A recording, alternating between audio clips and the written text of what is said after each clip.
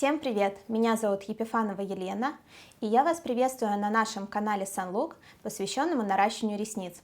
Сегодня будет интересный ролик, и мы будем переделывать работу другого мастера. Буквально на днях мне позвонила моя клиентка. Пару дней назад она сделала наращивание в другой студии, так как не смогла записаться в нашу студию. И она обратилась в другую студию, так как ей срочно потребовалась коррекция. Коррекцию ей сделали за час, конечно, ее это сразу смутило. После наращивания глаза начали болеть, и через несколько дней она позвонила мне, чтобы я посмотрела, все ли в порядке с ресницами. Сейчас посмотрим на ресницы, которые сделали клиентки в другой студии, и там уже решим, можно ли делать коррекцию или необходимо будет снятие.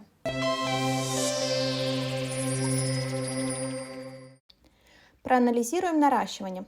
При открытом глазе мы видим ошибки в моделировании. Использованы слишком большие ресницы, когда глаз полностью открыт, то искусственные ресницы достают прямо до бровей.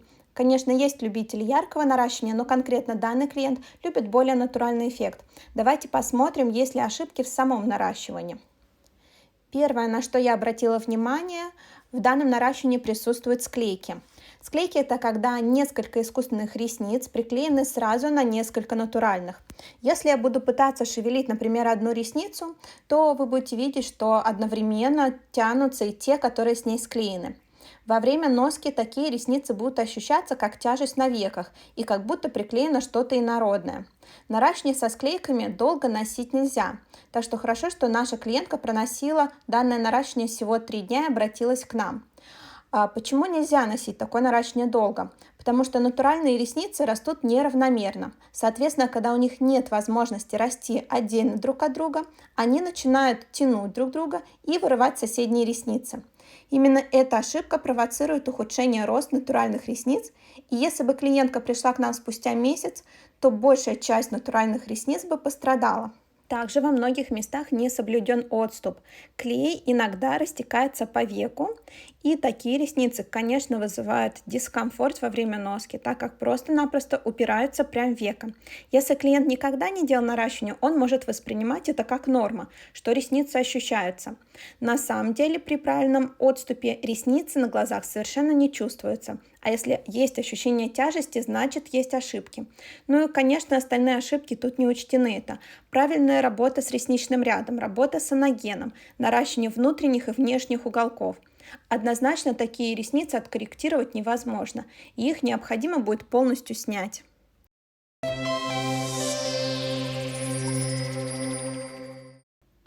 Для полного снятия всегда использую кремовый ремувер. Это самое щадящее средство из всех ремуверов. Благодаря плотной структуре он не попадает на слизистую оболочку глаза, и его даже можно рекомендовать клиенту как средство для самостоятельного снятия ресниц. Я наношу ремувер плотным слоем на ресницы сверху и снизу. Если наращивание сделано со склейками или со слишком большим количеством клея, то ремувер надо наносить максимально тщательно, чтобы уменьшить время выдержки состава на ресницах. Снимаем ресницы, аккуратно стягивая вверх при помощи пинцета. Сильно тянуть не надо. Если чувствуете, что ресницы не стягиваются, лучше подождать еще пару минут, чтобы клей растворился, и тогда спокойно вы сможете снять все ресницы. Вашему клиенту во время снятия не должно быть больно. Далее важный этап снятия – это очищение натуральных ресниц от остатков ремувера. Очень многие мастера сталкиваются с проблемой, что после снятия остается белый налет на натуральных ресницах. Это возникает из-за того, что неправильно было осуществлено очищение натуральных ресниц. Так остатки клея и ремувера при контакте с водой затвердевают и покрываются белым налетом. И чтобы их снять, необходимо заново воспользоваться ремувером. Чтобы этого не происходило, первое. Очищаем аккуратно ресницы при помощи пинцета. Счищаем средство, чуть зажимая пинцет, регулируя силу зажатия. Вторым этапом мы сухой ватной палочкой убираем остатки ремувера, так, чтобы у нас ресницы были максимально чистые, насколько это возможно. И завершающим этапом смачиваем ватную палочку в мицеллярной воде и проходимся по ресницам. Если вы видите, что ресницы наконец абсолютно чистые, нету остатков ремувера, то тогда можете отправить своего клиента умываться. И я вам гарантирую, что после такого очищения у вас не останется белого налета на ресницах после снятия.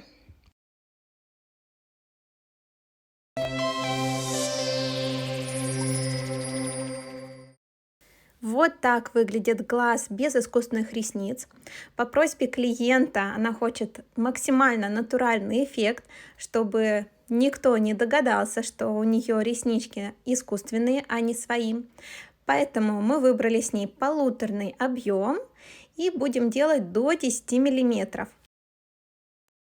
Я тут работаю в каркасной технике, так когда сначала прорабатывается верхний ряд, потом средний, потом только нижний.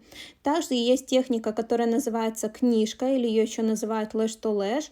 Начинают, как правило, работать с внешних или внутренних углов, и друг за другом ресницы заполняются. В каждой технике есть свои особенности работы, и плюсы и минусы. Если нужно будет вам рассказать более подробно о разных техниках, напишите свой комментарий к данному видео, и мы сделаем видеоролик на данную тему. Наше наращивание завершено. Хочу продемонстрировать, что нет никаких склеек между натуральными ресницами. Также соблюден отступ. Такие ресницы будут носиться очень комфортно, клиент их не будет чувствовать. У нас приклеено на одну искусственную ресницу либо двойной пучок, либо одинарная ресница, потому что, напоминаю, мы делали полуторный объем. В принципе, наше наращивание завершено. Абсолютно каждая ресница поставлена с микроотступом от века. Именно благодаря этому такие ресницы не чувствуются во время носки.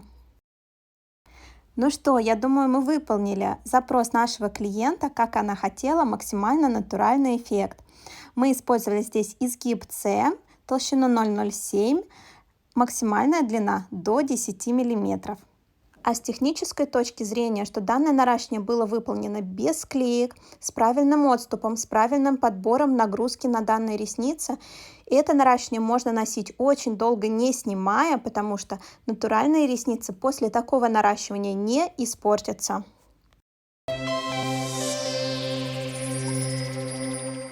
Хотелось бы обратиться к клиентам.